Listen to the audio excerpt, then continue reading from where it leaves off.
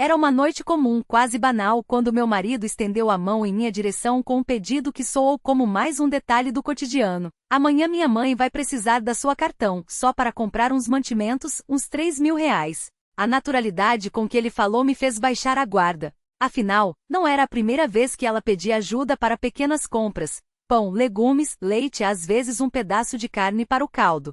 Sem hesitar, tirei o cartão da bolsa e entreguei a ele. Até brincamos que no dia seguinte eu deveria checar o saldo, só para garantir que não ficássemos no vermelho. Ele me deu um beijo tranquilo, sussurrando que tudo estava sob controle. E eu, ingênua, acreditei. A manhã seguinte começou como qualquer outra. Café apurado, correria para não chegar atrasada ao trabalho, o celular vibrando com notificações. Até que a primeira mensagem do banco chegou. Uma compra no valor de R$ 18.400. Fiquei paralisada, convencida de que era algum erro. Minha sogra, com todo o apetite do mundo, jamais gastaria tanto em mantimentos. Mas antes que eu pudesse processar aquela absurda quantia, outra notificação pipocou na tela. Mais R$ 32.000 debitados. O coração afundou, o ar faltou nos pulmões. Abri o aplicativo do banco com mãos trêmulas e me deparei com uma enxurrada de transações, uma atrás da outra, como se alguém estivesse esvaziando nossa conta com uma precisão cruel. A cada nova atualização, a pânico crescia. Quando o relógio marcou meio-dia, restavam apenas alguns trocados. O estrago total, R$ 120.000, metade do nosso salário conjunto, evaporados em poucas horas. Sentada na cozinha, com o celular grudado nas mãos, eu me perguntava, que tipo de compras de supermercado justificaria um rombo desses? A imagem da minha sogra passeando pelos corredores, encher do carrinho sem remorso, como se aquele dinheiro fosse dela por direito, queimava minha mente. Pior ainda era saber que meu marido havia entregado o cartão de bom grado, sem sequer me avisar que o limite combinado poderia ser ultrapassado. À noite, quando ele chegou, encontrei-o na penumbra. Não acendi a luz. As notificações do banco brilhavam na tela do telefone como provas de um crime. Lembrei-me das palavras dele, só 3.000 para produtos básicos. Aqueles 3.000 haviam se transformado em uma montanha de dívidas, uma traição disfarçada de favor. Na manhã seguinte, enquanto eu ainda tentava digerir o golpe, ele se mexia nervoso perto da porta, apressado para sair. Vestia o paletó com uma mão e falava ao telefone com a outra. Foi então que vi, minha cartão que eu havia deixado na mesinha de entrada na noite anterior, sumiu do lugar. Ele a pegou e guardou no bolso com um ar de quem não fez nada demais. Mãe precisava de uns mantimentos, disse, como se fosse uma bobagem. Dei o seu cartão, são só 3.000, não é nada demais. Alguma coisa dentro de mim se retorceu. Confiava nele, mas a ideia daquele plástico nas mãos dela me enchia de um pressentimento sombrio. O dia arrastou-se como uma tortura. Tentei me concentrar no trabalho, mas a cena da manhã não saía da cabeça. Imaginava minha sogra no supermercado, escolhendo itens com a desfaçatez de quem não paga a conta. Depois, quem sabe, decidindo, por que não um vestido novo? Ou um tratamento de beleza? Afinal, o dinheiro é para ser gasto. Conhecia bem o jeito dela, adorava viver acima das possibilidades, como se as contas pagassem a si mesmas. Já eu era o oposto. Cada centavo era contado, planejado, para que desse para comer, pagar as contas e quitar as prestações. Quando a coragem finalmente venceu o medo, abri o aplicativo do banco novamente. Os números na tela eram tão absurdos que demorei a assimilá-los. Saldo negativo em 120.000, relia extrato 1, 2, 3 vezes. Não eram só compras de mercado. Havia lojas de roupa, joalherias, até um spa de luxo.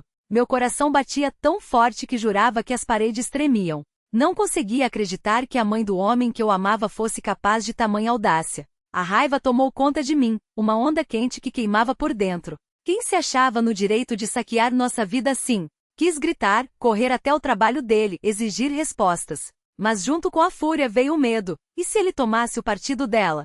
E se dissesse que era só dinheiro e me acusasse de mesquinha? Senti minhas forças se esvaírem, levando junto a confiança naqueles que deveriam ser meu porto seguro. Naquela noite a cozinha parecia um deserto, e o tic-tac do relógio ecoava como marteladas. Segurei o telefone com tanta força que os dedos doíram. Sabia que não podia me calar mais. Se fizesse isso, seria engolida pelo silêncio, esmagada pela indiferença. Quando entrei no apartamento depois de uma exaustiva ligação com o banco, o ar estava carregado. Meu marido estava curvado no sofá, enquanto a sogra ainda exibia suas compras com um sorriso triunfante, como se aquelas sacolas fossem troféus de uma vitória injusta. Ela arrumava pacotes de grife, joias, maquiagens, eletrodomésticos, um monte de coisas que ocupava metade da sala. Parei na porta, sentindo as pernas fraquejarem. Mãe, chega, ele murmurou, mas sem firmeza, sem arrependimento. Falava baixo como se temesse provocá-la. Eu, porém, não tinha mais medo. Você pediu 3.000, minha voz saía áspera, controlada com esforço. 3.000. E ela levou 120. Era o nosso dinheiro. Para comer, para sobreviver. E tudo foi parar nisso? Apontei para a pilha de sacolas, onde não havia um único pacote de arroz ou leite. Ela riu, sem sequer erguer os olhos. E daí? Disse fria. Dinheiro é da família. Eu também faço parte. Se precisamos, usamos. As contas podem esperar. Seu filho que ganhe mais. Ele permaneceu mudo, o olhar saltando entre nós, incapaz de escolher um lado. Foi então que entendi, o verdadeiro problema não era o que ela havia feito, mas o fato de ele ter permitido. Peguei o cartão vazio que estava sobre a mesa. Segurei-o com força, como se aquele pedaço de plástico pesasse toneladas. Mas, na verdade, era leve. Leve como a liberdade que eu estava prestes a reconquistar. Essa cartão não será usada por você nunca mais, declarei, fitando-o nos olhos. Vou bloqueá-la agora mesmo. Acabou. Ele tentou reagir, mas eu cortei. Se você não consegue colocar limites entre sua mãe e nós, eu colocarei. E se não gostar, decida. Fica com a esposa ou com a mãe e seus caprichos sem fim. As palavras caíram no silêncio como uma lápide. Ela congelou, o sorriso desapareceu. Ele continuou calado, paralisado. Mas, pela primeira vez em muito tempo, senti um alívio profundo. Havia falado o que precisava ser dito, sem medos, sem máscaras. Fechei a porta do quarto atrás de mim, deixando-os sozinhos com seu silêncio e suas compras inúteis. E soube, com uma clareza cortante, daquela noite em diante nada seria como antes.